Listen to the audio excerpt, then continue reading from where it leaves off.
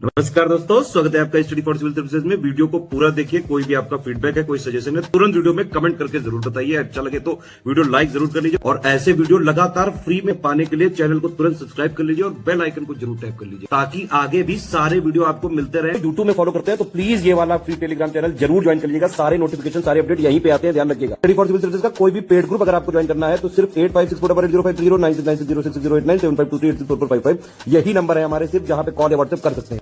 Instagram पे हमारा page जरूर फॉलो कर लीजिएगा, स्टडी फॉर सिविल .सर्विसेज है। ट्विटर पे हमको जरूर फॉलो कर लीजिएगा @study for civil।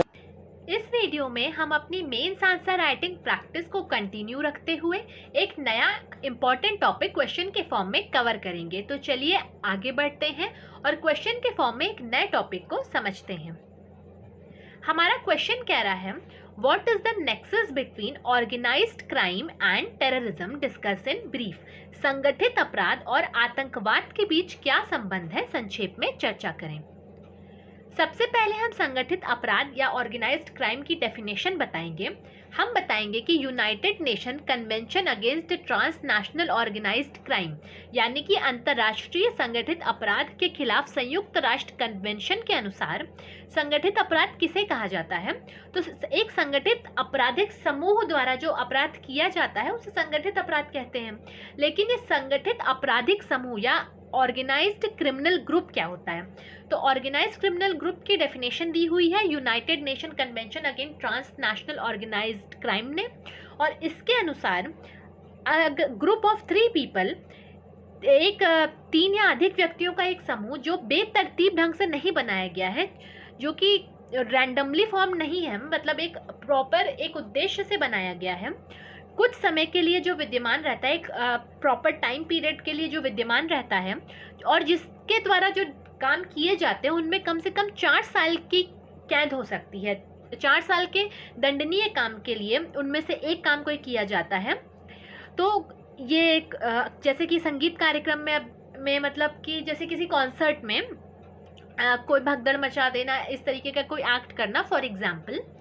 प्रत्यक्ष या अप्रत्यक्ष रूप से वित्तीय या अन्य भौतिक लाभ प्राप्त करने के लिए ये काम करता है, यानी डायरेक्टली या इनडायरेक्टली, और फाइनेंशियल और ये मटेरियल बेनिफिट्स के लिए ये काम करता है। तो इसे हम अगर एक सिंप्लीफाइड भाषा में समझें तो United Nation convention against transnational organised crime ये कहता है कि संगठित अपराध या ऑर्गेनाइज्ड क्राइम वो क्राइम होते हैं जिसे ऑर्गेनाइज्ड क्रिमिनल ग्रुप परफॉर्म करते हैं। और ये ऑर्गेनाइज्ड क्रिमिनल ग्रुप क्या होते हैं, ये 3 या उनसे ज़्यादा जो पर्सन का एक ग्रुप होता है जो कि रैंडमली फॉर्म्ड नहीं होता है, जो एक उद्देश्य से बनाया गया होता है और एक पीरियड ऑफ टाइम के लिए एग्जिस्ट करता है।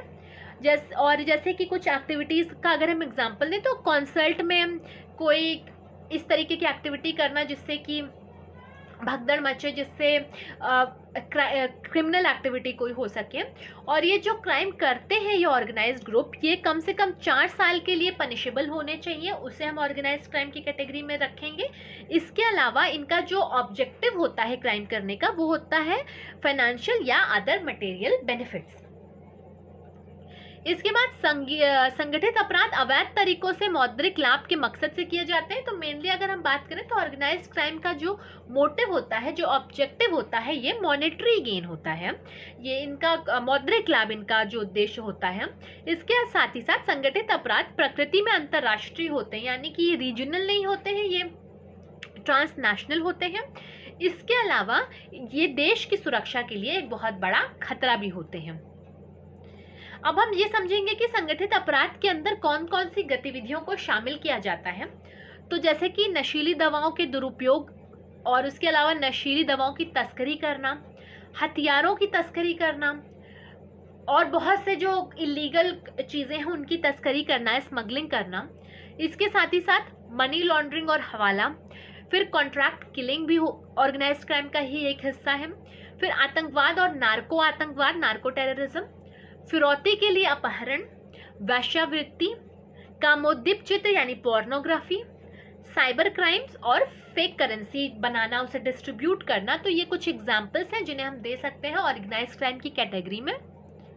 इसके बाद हम बताएंगे कि संगठित अपराध और आतंकवाद के बीच अंतर क्या है। अंतर समझने के बाद फिर हम क्वेश्चन के अपने सेकेंड पार्ट पर आकर के ये बताएंगे कि इनमें संबंध क्या है। तो अगर क्या उनमें कॉमन है, इसे समझने के लिए पहले डिफरेंस क्या है हमें उसे समझना होगा। तो डिफरेंस की बात करते हैं तो संगठित अपराध और आतंकवाद के बीच काफ़ी ज़्यादा डिफरेंस देखा जा सकता है इनके उद्देश्य को लेकर के, ऑब्जेक्टिव को लेकर के। जैसे अभी हमने पिछली स्लाइड में समझा कि ऑर्गेनाइज्ड क्राइम जो होते हैं उनका मेन मोटिव जो होता है वो मॉनेटरी मोटिव होता है, वो मौद्रिक लक्ष्य से किए जाते हैं। यानी ऑर्गेनाइज्ड क्राइम इकोनॉमिक ऑब्जेक्टिव पर बेस्ड होते हैं, आर्थिक उद्देश्य होता है इनका। जबकि जब हम आतंकवाद की बात करें तो इनका पॉलिटिकल ऑब्जेक्टिव होता है। यानी अगर हम एग्जाम्पल के तौर पे समझें तो जो ऑर्गेनाइज्ड क्राइम हमने उसमें देखा कि मनी लॉन्ड्रिंग हो गया, हवाला हो गया, स्मगलिंग हो गया। तो इन सब का अल्टीमेट एम क्या होता है? ये मॉनेटरी एम की वजह से किए जाते हैं, इकोनॉमिक एम की वजह से किए जाते हैं। इनसे पैसों का लेन देन होता है, पैसों से ही रिलेटेड ये इनका ऑब्जेक्टिव होता है। जबकि जब हम टेररिज्म की बात करते हैं तो टेररिज्म का क्या ऑब्जेक्टिव होता है? टेररिस्ट किसी पर अटैक किसी इकोनॉमिक गेन की वजह से तो करते नहीं हैं। उनका एक माइंडसेट होता है, वो टेरर फैलाना चाहते हैं, साथ ही साथ किसी देश की सरकार को कमज़ोर दिखाना चाहते हैं, किसी देश की सरकार को ओवरथ्रो करना चाहते हैं। तो अगर हम टेररिस्ट एक्टिविटीज़ की बात करें तो वो पॉलिटिकली मोटिवेटेड होती हैं, और जो ये ऑर्गेनाइज्ड क्राइम्स होते हैं ये इकोनॉमिकली मोटिवेटेड होते हैं। अगर हम नेचर की बात करें कि किस तरीके की प्रकृति होती है इनकी, तो संगठित अपराध या ऑर्गेनाइज्ड क्राइम अहिंसक होते हैं। अब आप यही साइबर क्राइम ले लीजिए, आप प्रोस्टिट्यूशन ले लीजिए, पोर्नोग्राफी ले लीजिए, तो ये सारे के सारे जो एक्टिविटीज़ हैं ये आती हैं ऑर्गेनाइज्ड क्राइम के अंदर। लेकिन इनमें किसी में भी आपको हिंसा देखने को नहीं मिलेगी, कोई किलिंग नहीं हो रही है, बॉम्ब ब्लास्ट नहीं हो रहा है। जबकि जो टेररिस्ट एक्टिविटीज़ होती हैं, आतंकवाद जो होता है, इनमें हिंसक कार्य किए जाते हैं। और टेररिज्म का मतलब ही होता है एक तरीके से हिंसा फैलाना, टेरर फैलाना। तो टेररिस्ट एक्टिविटीज़ में आपको बहुत बड़े लेवल पर हिंसा देखने को मिलती है और ऑर्गेनाइज्ड क्राइम हिंसक नहीं होते हैं। फिर तीसरा डिफरेंस जो आता है, मेन डिफरेंस दोनों के बीच, वो है सरकार के साथ संबंध। तो ऑर्गेनाइज्ड क्राइम को एग्जिस्ट करता है, समानांतर रूप से काम करता है सरकार के साथ, यानी पैरेलली काम करता है ऑर्गेनाइज्ड क्राइम गवर्नमेंट के साथ। वो गवर्नमेंट को ओवरथ्रो करने की कोशिश नहीं करते, वो अपना पूरा एक अलग से सिस्टम चलाते रहते हैं। जैसे एक पूरी उनकी चेन होती है जो कि क्रिमिनल एक्टिविटीज़ को बढ़ावा देती है, उसका पूरा उनका संचार होता रहता है उनकी क्रिमिनल एक्टिविटीज़ का। वहीं जब हम बात करते हैं टेररिज्म की, तो टेररिज्म का मकसद होता है सरकार को उखाड़ फेंकना और अपनी सर्वोच्चता स्थापित करना। जैसे कि हम एग्जाम्पल के तौर पे समझ सकते हैं, तालिबान ने जो अफगानिस्तान की सरकार को ओवरथ्रो करके वहाँ पर अपना कब्जा बना लिया है, तो ये एक तरीके से टेररिज्म का एग्जाम्पल है। और वहीं पे जो मनी लॉन्ड्रिंग हो गया, हवाला एक्टिविटीज़ हो गई, स्मगलिंग हो गई, तो इन सब पे कोई भी इनका एक पूरा सिस्टम, चेन ऑफ सिस्टम इनका पूरा चलता रहता है, पर ये सरकार के साथ साथ चलता है। इस सरकार पे अटैक नहीं करता है ये ऑर्गेनाइज्ड क्राइम। फिर अब हम अपने क्वेश्चन के सेकंड पार्ट पे आकर के दोनों के बीच में जो एक कॉमन चीज़ क्या है, नेक्सस क्या है, संबंध क्या है, इसे हम समझेंगे। तो संगठित अपराध और आतंकवाद एक दूसरे की ज़रूरतों को पूरा करते हैं। डिफरेंस हमने समझ लिया कि ये डिफरेंस होता है, लेकिन इनमें कॉमन चीज़ ये है कि ये एक दूसरे को कॉम्प्लीमेंट करते हैं। अब ये एक दूसरे को कॉम्प्लीमेंट कैसे करते हैं? देखिए, ऑर्गेनाइज्ड क्राइम जो होता है, इन लोगों के पास, जो ऑर्गेनाइज्ड क्रिमिनल ग्रुप्स होते हैं, इनके पास बेस होता है, इनके पास होता है पूरी सप्लाई चेन होती है, इनके पास सप्लायर्स होते हैं, इनके पास कहाँ से इलीगल इक्विपमेंट या आर्म्स आ रहे हैं, ड्रग्स आ रहे हैं, ये सब इनके पास पूरी एक सप्लाई चेन बना के रखते हैं। और जो टेररिस्ट होते हैं वो क्या चाहते हैं? वो सोसाइटी को ख़राब करना चाहते हैं। उसके लिए उन्हें इन इलीगल सामानों की ज़रूरत है। अब वो इलीगल सामानों को कहाँ से परचेज़ करेंगे, वो कहाँ से ये पूरी तरीके से उसे डिस्ट्रीब्यूट करेंगे, उसके लिए उन्हें ऑर्गेनाइज्ड क्राइम क्रिमिनल ग्रुप्स का सहारा लेना पड़ता है, जिनके पास ऑलरेडी एक एस्टैब्लिश्ड चेन होती है। और एक दूसरे को ये कॉम्प्लीमेंट इस तरीके से करते हैं कि ऑर्गेनाइज्ड क्रिमिनल ग्रुप्स समान इक्विपमेंट प्रोवाइड कराते हैं टेररिस्ट ऑर्गेनाइजेशंस को, टेररिस्ट्स को। और जो टेररिज्म है, जो टेररिस्ट ऑर्गेनाइजेशन है, ये क्लाइंट प्रोवाइड करती हैं ऑर्गेनाइज्ड ग्रुप्स को। तो इधर से इनको सामान मिलता है, इन्हें क्लाइंट मिलता है, और ये जो इनकी पूरी सप्लाई चेन है, ये चेन चलती रहती है। इस तरीके से पूरा हमारी सोसाइटी को दोनों मिलकर के खराब करते हैं। तो संगठित अपराध और आतंकवाद एक दूसरे की जरूरतों को पूरा करते हैं। चूंकि संगठित अपराध समूह असंख्य अवैध गतिविधियों में शामिल होते हैं और पहले से ही वो एक बड़ा नेटवर्क विकसित कर चुके हैं, वे उन्हें धन, हथियार, मानव आदि प्रदान करके आतंकवाद की जरूरतों को पूरा करते हैं और बदले में आतंकवादी संगठन आपराधिक समूहों को उनकी हथियार, विस्फोटक, दवा और मानव तस्करी के लिए ग्राहक प्रदान करते हैं। तो ये दवा, ड्रग्स और जो इलीगल ड्रग्स हैं उनकी बात हो रही, दवा ये मेडिसिन वाला ड्रग नहीं है, तो आपको ये यहाँ पर करेक्ट कर लेना है। फिर इन दोनों के बीच गठजोड़ जो होता है, नेक्सस ऑर्गेनाइज्ड क्राइम और टेररिज्म के बीच है, इसका कुछ मेन कारण भी है। तो इसके प्रमुख कारण क्या है, इन्हें हम डिस्कस करें। तो सबसे बड़ा कारण हो गया है साइबर स्पेस का बढ़ना और डार्क वेब तक पहुंच बनना। तो जितनी भी इलीगल एक्टिविटीज होती हैं, ये सारी की सारी इलीगल एक्टिविटीज ज़्यादातर डार्क वेब में परफॉर्म होती हैं। तो आपने अगर वेब के बारे में समझा है, तो जो हम सर्फ करते हैं, जो हमारा यूट्यूब है, गूगल है, इंस्टाग्राम है, फेसबुक है, ये हार्डली 2% हिस्सा कवर करते हैं जो ओपन टू ऑल जो वेब स्पेस है उसका।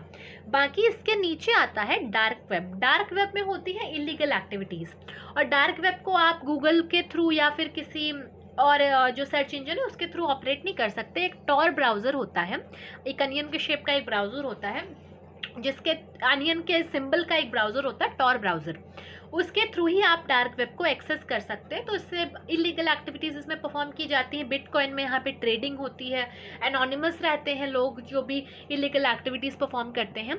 और इस फिर डार्क वेब के एकदम सबसे नीचे आता है डीप वेब, और ये डीप वेब का यूज़ किया जाता है जो हमारी गवर्नमेंट ऑर्गेनाइजेशंस होती हैं, जिनके टॉप सीक्रेट कुछ मिशंस होते हैं। फॉर एग्जांपल अगर DRDO का कुछ मिशन है, इसरो का कोई एक्टिविटी है, उनको अगर कुछ ऐसी वो एक्टिविटीज़ अपनी कर रहे हैं, कुछ ऐसी रिसर्च कर रहे हैं जो कॉन्फिडेंशियल है, तो उसे ट्रांसमिट करने के लिए ऑर्गेनाइजेशंस डीप वेब का यूज़ करती है, और बेसिकली गवर्नमेंट ऑर्गेनाइजेशंस के थ्रू यूज़ किया जाता है।